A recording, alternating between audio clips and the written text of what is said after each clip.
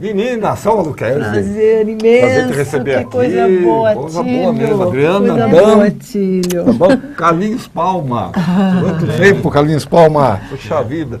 Núcleo Arte e Ciência no palco. Quantos anos já? 18. 18, maioridade? Tá na hora de criar juízo. Tá. E pensar bem sobre a vida. Pensar bem sobre a vida. Para onde vai. Ao longo desses 18 anos, quantas montagens?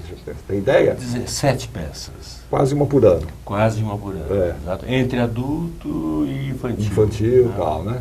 Algumas vocês mantêm em repertório, né? Sim, algumas ainda conseguem, ou por causa de elenco, ou de direitos, mas a gente consegue mantê-las. É. E aí a gente vai apresentando, né, convite, principalmente de instituições ligadas à educação, né, que a gente vai caminhando. É. Então, a gente estava comentando aqui que eu lembro de você fazendo Einstein. Você fez Einstein durante muitos anos. E eventualmente ainda faço. Ainda faz? Ainda faço, quando surge. Agora, bem menos, né, mas sempre teve momentos grandes, momentos de muita solicitação. Mas a gente ainda faz. Ainda faz, né?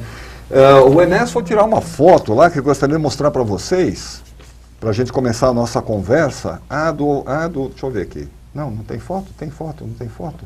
Ah, tem uma foto, deixa eu ver. A foto do Prometeu, acho que tem. Temos uma foto do Prometeu ou não? Ah, tá lá. Ele lá. Olha, o Enéas, foi duro dele tirar essa foto, né? Será que amarrou ali? Olha só, tá bem amarrado. Prometeu, cara, um dos mitos mais célebres, né? É um dos mais lembrados. Porque ele tem uma importância na cultura, né, do Ocidente, porque ele é o responsável de trazer o conhecimento, a instrução aos homens para que eles pudessem sobreviver diante das agruras da natureza. Ele é condenado a ficar amarrado, os Zeus não queria, Zeus não queria isso. Ele foi lá e roubou uma faísca. Detentor do conhecimento universal. Não pode. Aí ele foi lá, o Prometeu, roubou uma faísca do conhecimento, deu aos homens. E aí ele foi condenado a ficar preso numa pedra, acorrentado, e uma águia... Diariamente, um abutre, na verdade. Ali estava uma águia, né? Mas era uma abutre. Exatamente. Então esse mito, ele tem uma força muito grande, né? Porque esse conhecimento e essa leitura que a gente dá essa história do Prometeu, esse conhecimento de 100 anos para cá foi uma coisa louca, né? Então, um despedaçamento muito grande, né? E necessário, evidentemente, porque o ser humano, a cabeça do homem é feroz, né? Vai e quer descobrir coisas, a curiosidade humana, etc. Isso trouxe uma série de complicações, né, para que a gente possa entender melhor como é que funciona esse sistema, onde tem a ciência, tem a arte, tem a cultura, de maneira geral. E essa é a leitura que a gente dá no mito de Prometeu, e de uma maneira bastante diferente do que vínhamos fazendo o Arte nos trabalhos anteriores. Esse momento nosso, graças ao projeto, a Lei de Fomento, que permitiu que a gente pesquisasse durante um ano, através desse processo colaborativo, a gente construísse uma dramaturgia, uma encenação um pouco mais corajosa e ousada do que vimos fazer até então. Mas, Adriana, vocês vão dizer, Prometeu já foi tratado inúmeras vezes por inúmeros autores. Vocês se basearam especificamente em algum texto? Como é que foi essa construção da dramaturgia para esse espetáculo? Então, nós fizemos um estudo assim, abrangente, de várias leituras do Prometeu, do mito do Prometeu. Nos exercícios de improvisação, a gente se apropriou desses mitos, mas a nossa grande preocupação era trazer o mito para os dias de hoje. Então, as consequências desse roubo e desse conhecimento hoje era o nosso maior foco na criação, nas improvisações, para levantar temas, enfim. Mas o mito a gente buscou em poemas, na própria dramaturgia o Ésquilo serviu de base. Então, outros dramaturgos que se trataram do tema, entendeu? Serviu de base para esse trabalho. Mas a grande preocupação era contextualizar ele hoje. Como é que quais foram as consequências desse roubo hoje e o que o homem faz com o conhecimento hoje, né? Agora, você que o Prometeu despedaçado, em pedaços, em partes, estilhaçado. Como é que ele diz? Como é que isso é colocado na peça? Como é que aparece esse despedaçamento? Pois é, é uma surpresa que a gente criou durante um ano de trabalho, né? Assim, nosso trabalho foi assim, maravilhoso e resultou numa surpresa até para nós no final, quando nós terminamos o trabalho. Aliás, ele continua ainda hoje sendo mexido. Nunca termina, né? Não termina, né? Eu acho que tem uma grande assim, emoção do público e da gente, porque a gente está num lugar totalmente nonsense, é um espetáculo nonsense total, assim diria, né? Porque a gente está num lugar, vou revelar, a gente está num escape. São professores que estão dentro de uma sala de escape. Então você pode imaginar o que isso acontece. Assim. Será que todo mundo sabe o que é um escape? Pois é. A gente nós fomos atrás dessa ideia. É um espaço onde pessoas ficam confinadas, onde elas devem achar uma saída. Exatamente. O que se tem aí hoje em São Paulo, e com relativo sucesso, é que essas salas são tematizadas. Então você, com a sua turma, vai lá se divertir, uma brincadeira. Durante uma hora você tem que achar as pistas que estão ali colocadas para você sair, todos saírem daquela sala. O Flávio Moraes, que é o dramaturgo, que fez a escrita do texto. Quer dizer, a partir dessas improvisações, dessa pesquisa e tal, criou-se, o Flávio Moraes, quer dizer, finalizou um texto, vamos dizer assim. Exatamente. A ideia desse espaço onde eles estão confinados é do Flávio, né? E foi porque havia realmente uma dificuldade, né? De como é que a gente vai tratar esse caos, desse despedaçamento, né? Como é que é essa história da complexidade que se fala tanto hoje em dia?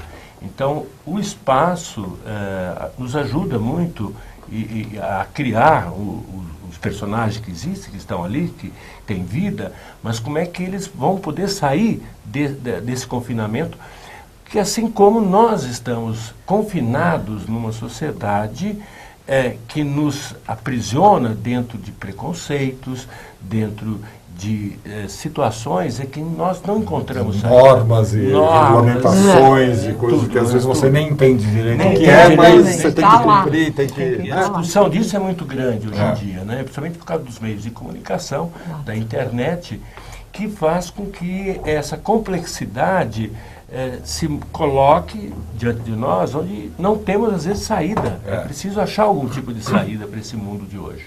Agora, Selma, cada um de vocês faz um personagem, vocês fazem vários personagens, como é que é a coisa?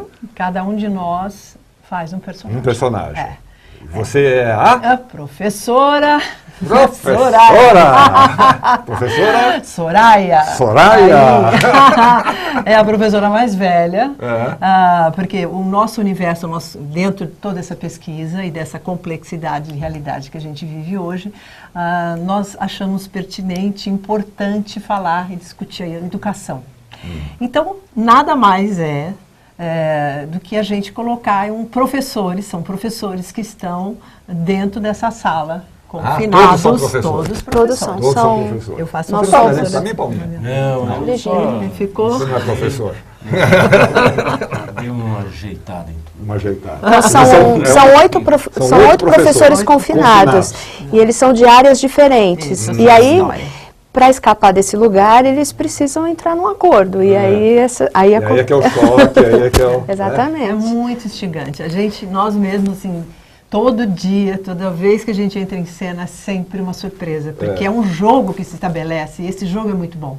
Porque a gente lida com várias coisas, assim, a gente tem música, a gente tem dança. Você é uma professora de quê? História. E a Adriana?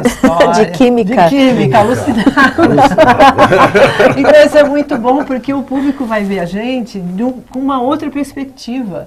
Assim, ele não sabe o que ele vai encontrar lá. A gente tem coisas assim em cena que são uma surpresa até para nós, que o Palma como diretor, nos instigou desde o começo e ajudou a gente a criar esse universo, né? Então é muito bacana, assim, figurino também é super nonsense. Você está falando de figurino, agora a gente acha umas fotos, aí pedir para bem fotos. legal. Nós estamos falando do Prometeu Despedaçado. Vocês estão fazendo no Oswald de Andrade, de quarta a sábado.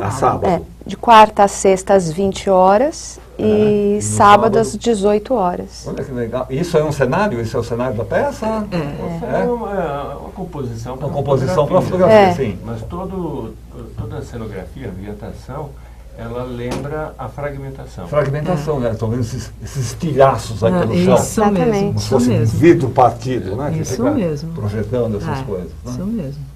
Estilhaçamento, quer dizer, a palavra é essa, né? O estilhaçamento, o despedaçamento. Exatamente. E tem umas cabeças, tem umas coisas. Tem uma cabeça ali do meio. Tem, são as cabeça do conhecimento, que todo esse cérebro que a gente vive hoje, né? Esse cérebro cheio de ideias, cheio de racional. A gente lida com o racional. Não é todo mundo também, não. Mas olha, a gente sabe que o negócio não é fácil. Então a gente brinca muito. A escalada do conhecimento do ser humano é uma coisa assustadora, né? Exatamente. O Palminha estava falando de 100 anos atrás, não sei o quê.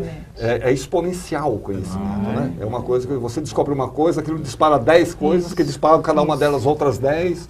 Né? Só para ter uma ideia, Tílio, dentro do projeto fizemos uma série de seminários, né? Trabalhando o despedaçamento da ciência, do teatro. E aí eu fiz uma breve pesquisa. E nós temos hoje em torno entre 400 a 500 especializações. Então, por exemplo, você cursa Direito e dentro do Direito tem uma série de ramificações. Além daquelas clássicas, né? O civil, penal, mas tem de tudo. Né? E assim, é necessário isso? É claro que é necessário. Mas como é que a gente pode dar um aspecto de unificação a essas áreas para que a gente possa ter um mínimo de tranquilidade e de saber quem eu sou? Né? Essa questão sistêmica, holística, de você ver que as partes não estão isoladas, elas estão relacionadas. Então, é isso um pouco. Na medicina isso acontece muito também, né? Antigamente você ia no médico, eu vou ao médico. Era o médico. Eu cuidava de tudo, né? Desde a frieira até... essa coisa tão boa. Hoje não, hoje é o cardiologista. Ele manda para um outro, manda para um outro, mas você nunca vai saber o que você tem, né? Porque cada um olha de um jeito diferente. Exatamente, cada um olha de um jeito, cada um pede uma batalha. Não, exames então... É uma coisa absurda. Né? E isso não só na área da medicina, em todas as áreas. Todas as áreas. É necessário, é evidente que isso aconteça, mas é preciso fazer um elo de ligação entre essas coisas. E a arte e o teatro, muito especialmente, tem essa função. Esse poder né, de provocar algum tipo de esclarecimento. E uma reflexão. Uma reflexão, exatamente. Né? E vocês estão fazendo... O espetáculo estreou agora lá no Oswald, vocês já viram? Estreou lá. Estreou. No Oswald, né? 2 semanas atrás, né? A gente está completando agora a segunda semana. A gente vai entrar na terceira semana. Terceira semana da terceira peça. semana. Esse despedaçamento também cria problemas do tipo, eu não sei o que eu vou fazer na minha vida, né? Para o jovem, por exemplo. Né? São tantos ramos, são tantas especializações, tanto... Né? O que eu vejo também, por um lado, da encenação e da dramaturgia, é que a gente rompe um pouco com a linearidade das coisas. Elas já não são mais lineares, né? As coisas, de fato, na vida, elas são quânticas, elas são em pacotes, em pedaços, né? Então, a encenação traz um pouco essa referência, esse fracionamento da não linearidade. Portanto, dentro do espetáculo, você tem personagens que estão claros ali dentro, mas você tem disparatadas dentro dessa situação. Cita um disparate qualquer, Adriana.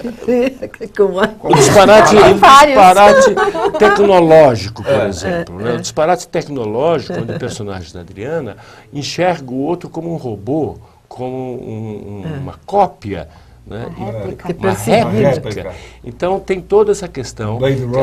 A partir de um jogo como esse, se pensa um pouco ali sobre a questão tecnológica e da substituição da natureza por coisas artificiais. Né? E assim a peça, isso são fragmentos, isso é um ponto jogado ali no pedacinho da coisa. E assim vai. Tem várias outras questões, né? O amor, por exemplo, tratado na peça, é um amor de hoje, um amor que vê a diversidade das relações, né? E assim você tem um monte de coisa ali jogada. São instigados, né? Não, nós tivemos vários depoimentos quando termina a peça, a gente gosta muito de conversar com os nossos amigos que vão nos ver. E a gente sempre escuta umas coisas maravilhosas. E a gente fala assim, olha, eu no começo, eu olhei aquilo assim, o que vai acontecer? Não estou entendendo onde eles querem chegar.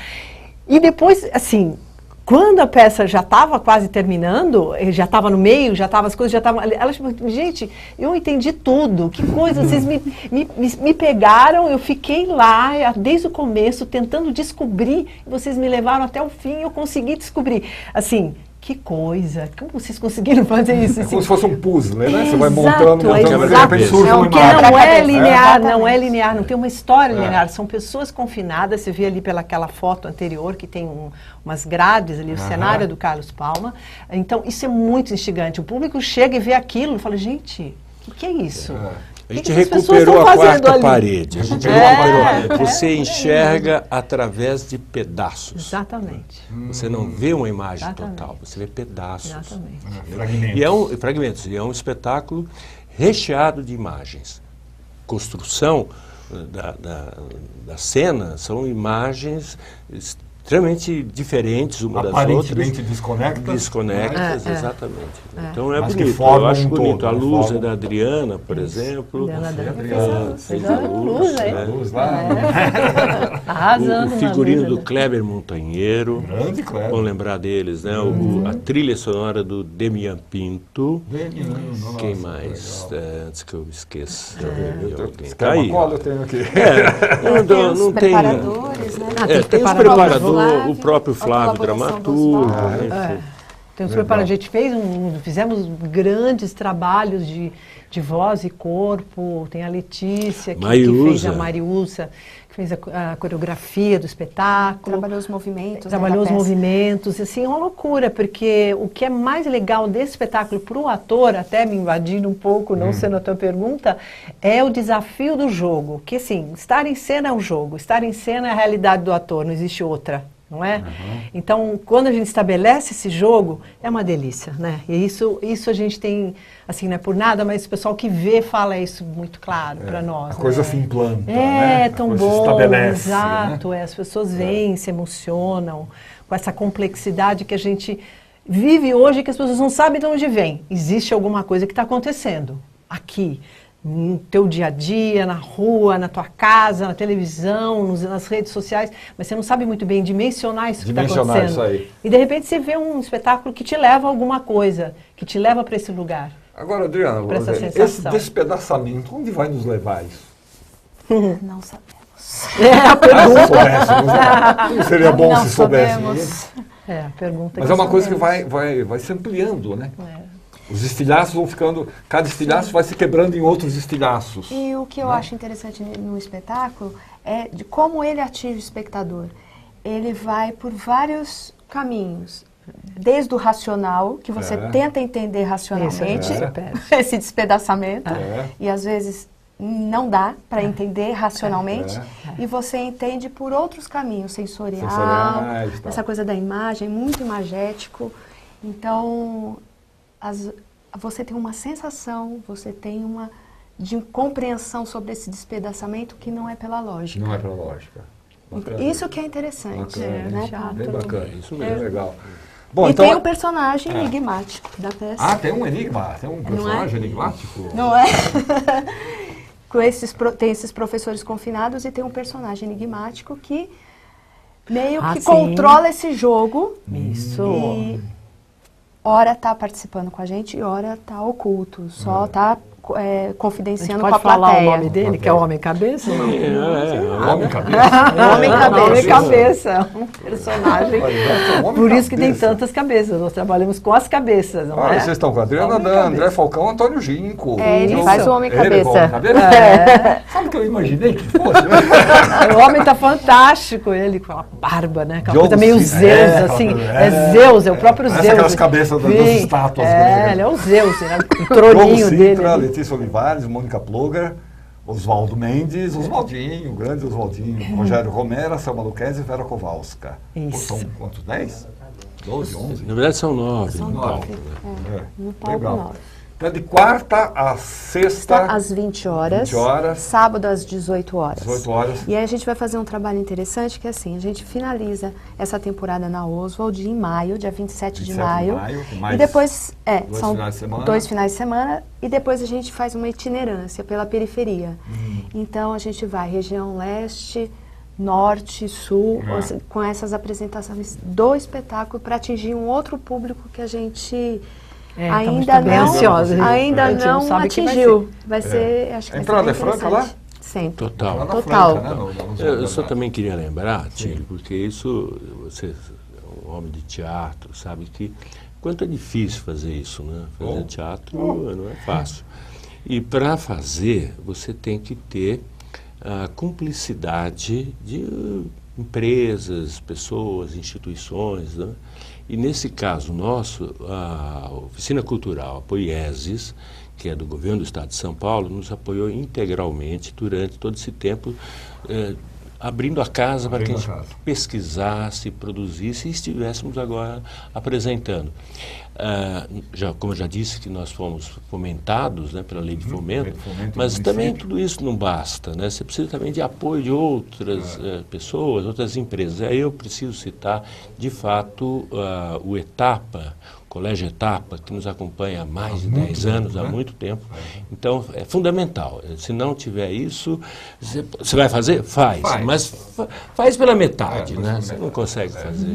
Então, essas empresas, a Manaquei, a própria Escape 60 também, que abriu lá para que a gente fosse experimentar o que é isso.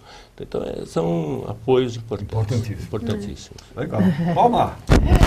Obrigado, Tílio. Obrigada, meu amor. Obrigada bom? mesmo. Prazer te Bom te ver. encontrar. Bom ver vocês aqui Que de bom, novo. surpresa. Ótimo. Muito Vê obrigada. se vocês demoram mais 10 anos para voltar, tá bom? 10 anos? Eu acho que o Submissas, acho que veio aqui, não veio? O Oswaldinho Mendes.